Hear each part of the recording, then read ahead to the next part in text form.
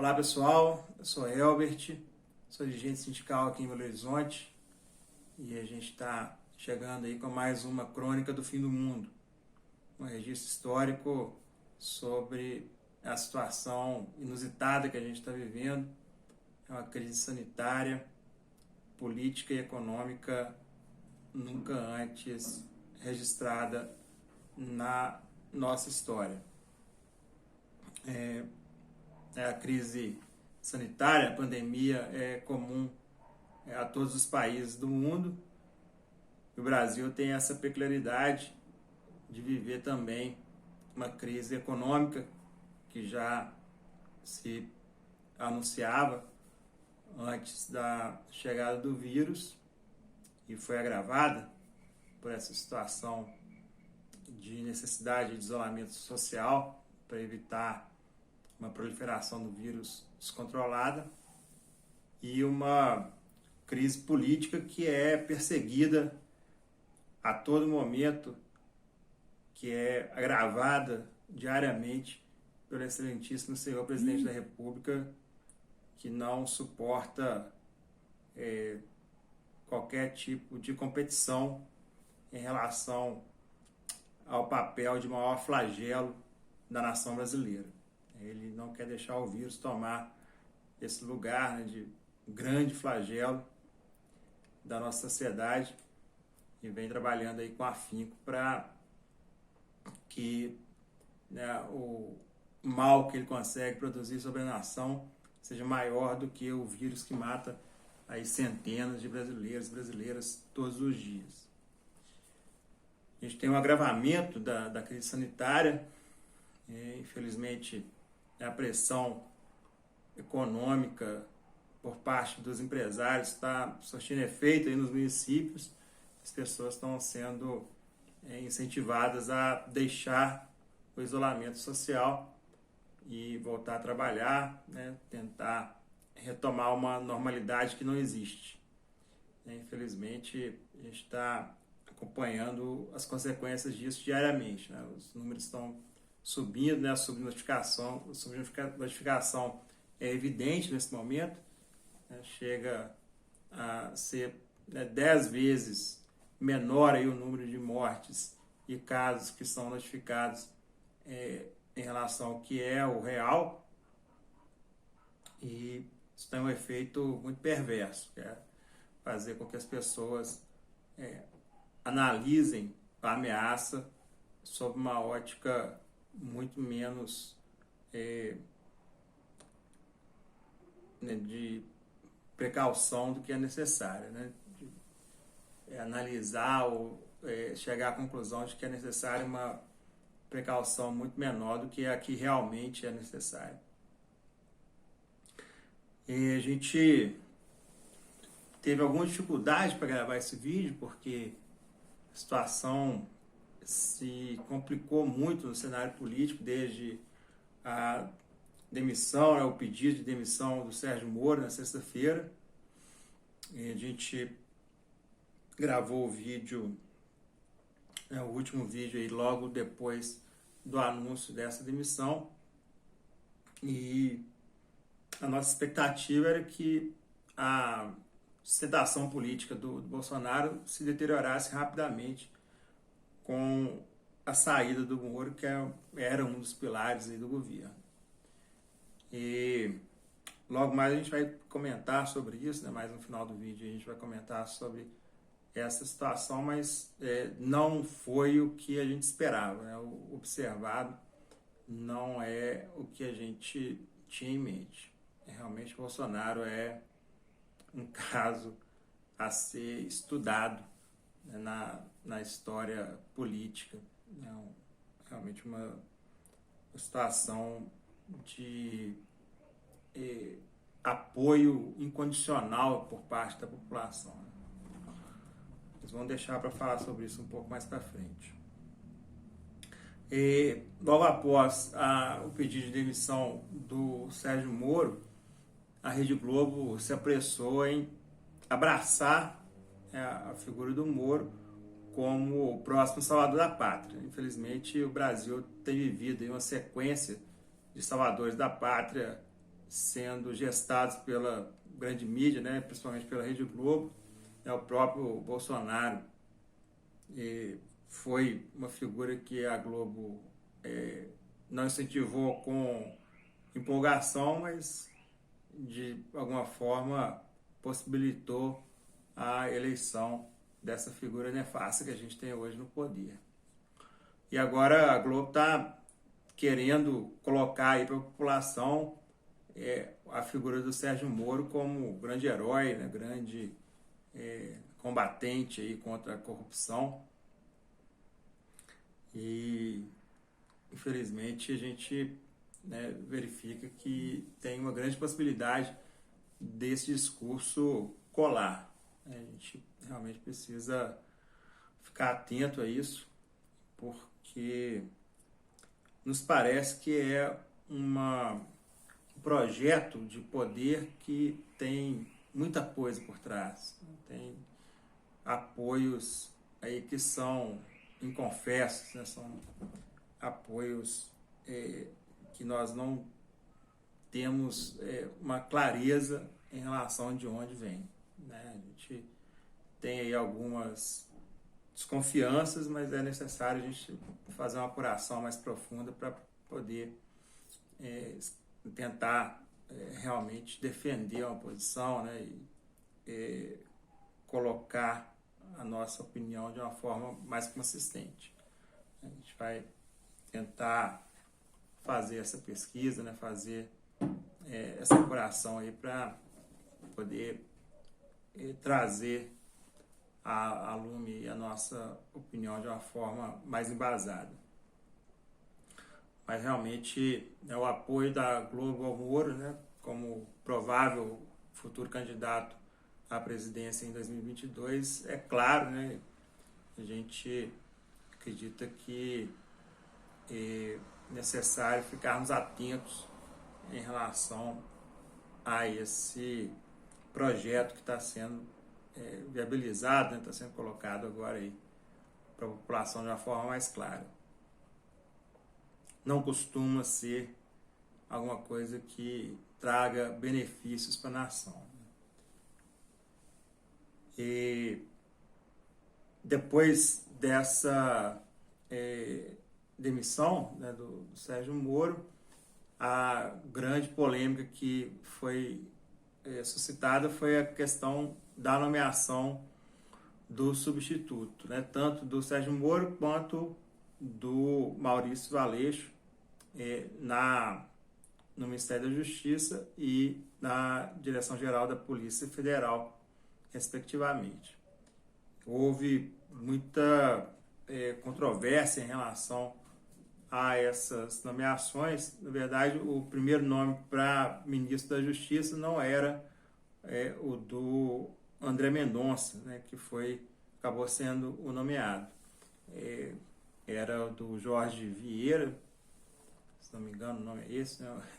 É um estafeta aí da família Bolsonaro, é uma pessoa que trabalha há muito tempo e como auxiliar dos filhos do Bolsonaro, e estava agora também com um cargo no governo e estava, né, bem cotado para ser nomeado para o Ministério da Justiça, né? Alguma coisa aconteceu, né? Possivelmente algum conselho aí da ala militar, né? Alguma coisa nesse sentido, para tentar baixar aí a temperatura da polêmica que foi levantada em relação a essas nomeações, né, do substituto aí no Ministério da Justiça e da diretoria da Polícia Federal, e acabou sendo nomeado o André Mendonça. André Mendonça é o tal terrivelmente evangélico que o Bolsonaro pretendia nomear aí para o STF. E pode ser que ainda continue, né, sendo o futuro aí planejado pelo Bolsonaro para esse cidadão, né, que é o atual AGU, o atual advogado-geral da União.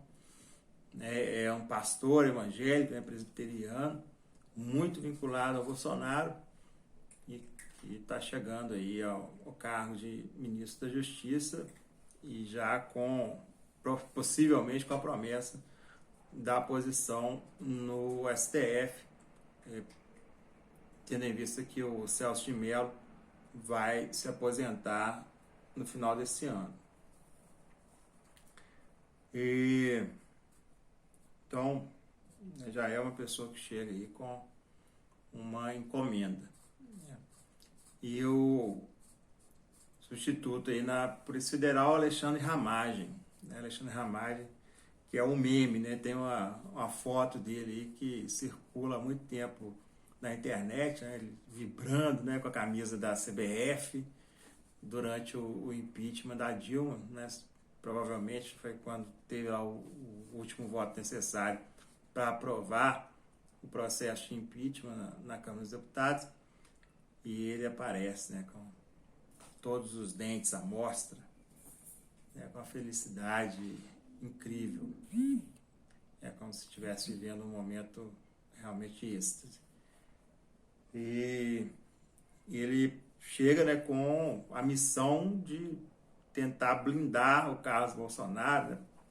Ele já passou Réveillon com a família Bolsonaro, já é padrinho do Eduardo no casamento, então é uma pessoa realmente adestrada, né, dentro da família Bolsonaro, dentro do clã, e chega com a missão de passar as informações aí que o Bolsonaro desejar para tentar blindar seus filhos, né? Está feio pro lado da casa Bolsonaro. O Carlos está apontado como responsável pelo esquema de produção de fake news, né? O escritório do ódio, que é a central aí de produção de mentiras, né? De boatos, de destruição de reputações, que é o grande motor desse governo. Cada vez que existe alguma ameaça de colocar, né, às claras aí os esquemas do Bolsonaro, parece um ataque, né, uma grande polêmica turbinada por esse escritório do ódio aí. E todo mundo já sabia que era o Carlos Bolsonaro responsável por isso, mas agora a Polícia Federal, no âmbito da apuração das fake news, do inquérito que foi aberto para desvendar aí quem que são os responsáveis por essa disseminação em massa de fake news, chegou ao nome do Carlos Bolsonaro de forma, né, oficial, né, concreta, objetiva, e a nomeação do Ramagem para a Polícia Federal tem como um dos objetivos blindar o Carlos. Outra coisa também que foi divulgada nessa semana é o esquema do Flávio Bolsonaro com as milícias no Rio para construir prédios irregulares, né, levantar dinheiro com essas operações, né? Qual que era o esquema, né? O esquema das rachadinhas, né? O Flávio cobrava dos seus assessores lá na Alerj, na Assembleia Legislativa do Rio de Janeiro, um valor percentual do salário, né? Até 40% do salário, segundo foi divulgado, acredito que deve ser até mais em alguns casos, mas o Queiroz, né, fazia o recolhimento desses valores, passava para o Adriano da Nóbrega, que foi o miliciano morto lá na Bahia há alguns meses, e o Adriano da Nóbrega, que era um miliciano, né, que era o capitão que comandava a milícia lá em Rio das Pedras, fazia a aplicação desse dinheiro para construir prédios, né, para construir moradias irregulares, aí lá em Jacarepaguá, Muzema, né, até em abril do ano passado teve um desabamento de dois desses prédios, né? Morreram 20 pessoas, né? Prédios financiados com dinheiro público, né? Irregulares, totalmente fora de qualquer padrão aí de construção que pudesse ser autorizado pelo poder público. Então, o cerco, né, ao clã está se fechando, e depois do pronunciamento do Sérgio Moro, pipocaram ações para fazer a investigação em relação às denúncias gravíssimas que ele fez, né, sobre o Bolsonaro. E uma dessas ações caiu no STF para a relatoria do Celso de Mello, foi a Procuradoria-Geral da República que interpôs essa ação e queria a investigação, né, tanto dos crimes que o Moro denunciou que o Bolsonaro teria cometido, quanto os crimes possivelmente cometidos pelo Moro. O Celso de Mello se pronunciou hoje, há poucas horas, e não se referiu ao Moro na sua decisão, né, de dar andamento, né, autorizar a investigação dos possíveis crimes de responsabilidade ou crimes comuns cometidos pelo presidente da República. E pode ser porque tem aí a possibilidade da colocação em julgamento, né, da devolução das vistas que o Gilmar Mendes pediu do processo de suspeição do Moro, né? Pode ser que o Celso de Mello tenha poupado o Moro por causa disso, né? Que já tem a previsão aí de colocar esse caso novamente em julgamento. É uma visão otimista, né, do STF. E a questão da sustentação política do Bolsonaro, a gente esperava que houvesse uma queda mais acentuada da popularidade dele, mas ele mantém ali os 30%, né, fanáticos, né, fiéis aí ao Bolsonaro. Depois a gente vai ter que fazer, né, um vídeo para tentar analisar isso de uma forma mais aprofundada. Realmente é um fenômeno incrível, né, que a gente está presenciando aí na cena política.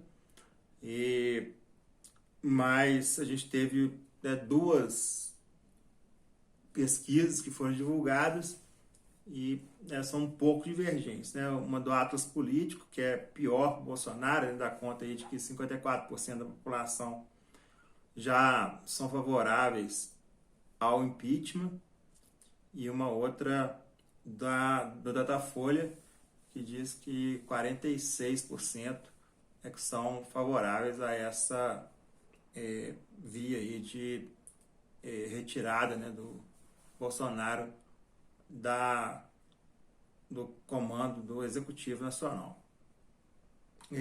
Verdade são, né, se a gente considerar as margens de erro aí das pesquisas, são números bem próximos, mas tem um impacto bem diferente, né? Quando você fala que mais de 50% da população já deseja um impeachment, é diferente de falar que 46% que querem essa solução. A gente acredita que pode haver, né, uma deterioração maior e mais acelerada da situação política do Bolsonaro nos próximos dias, né, caso essa campanha da Rede Globo em prol do Moro tenha mais efeito ou se intensifique, e também caso a gente tenha novidades aí em relação às investigações em curso sobre as atividades ilegais dos filhos do Bolsonaro e sobre também a atuação do próprio presidente da República, né? Pode ter cometido vários crimes de responsabilidade, até crimes comuns, aí, segundo as falas do Moro, né? Durante a sua entrevista de despedida aí do cargo de ministro da Justiça, e também posteriormente teve outras declarações e revelações. O Moro chegou até a mandar print de tela, né, de WhatsApp e tal. Então, a gente está acompanhando, né, esse cenário aí. Realmente tem, né, uma situação muito nebulosa, né? O Congresso Nacional não se mostra propenso, né, na figura do presidente Rodrigo Maia, né, não se mostra propenso a aceitar nenhum dos 24 pedidos de impeachment que já foram protocolados lá na Câmara dos Deputados. O Rodrigo Maia disse que não vai dar início a uma crise, né, aprofundar a crise que o Brasil vive, né, que é importante a gente combater o coronavírus, né. Em certa medida ele está correto, mas faz a gente pensar como os tratamentos são diferentes, né? Como que é muito mais fácil aceitar um pedido de impeachment contra uma presidenta eleita pela esquerda, né, ou com apoio majoritário da esquerda, do que de um presidente conservador, né? Mas possivelmente o Maia está pensando aí na questão da análise da ação no STF, né, que acabou sendo feita hoje, essa declaração do Maia de que não iria acatar nenhum pedido de impeachment foi antes da decisão do Celso de Mello, e também pode ser que ele esteja tentando retirar poder de barganha do Centrão, né? Se bem que mesmo qualquer denúncia aí, né, por parte do STF, né, que seja aceita por parte do STF, tem que passar pelo Congresso para que haja autorização do processamento, né, dos crimes aí de responsabilidade ou crimes comuns que o presidente da República tem cometido. Então, de toda forma, né, o Centrão acaba tendo uma posição preponderante para a definição aí do futuro do projeto de poder do Jair Bolsonaro. Mas, de toda forma, pode ser uma tentativa de esvaziar a atuação do Centrão na barganha com o Bolsonaro. Então, a gente precisa continuar acompanhando, né? Não tem como a gente definir, né, a situação nesse momento, né, o que pode acontecer nos próximos dias,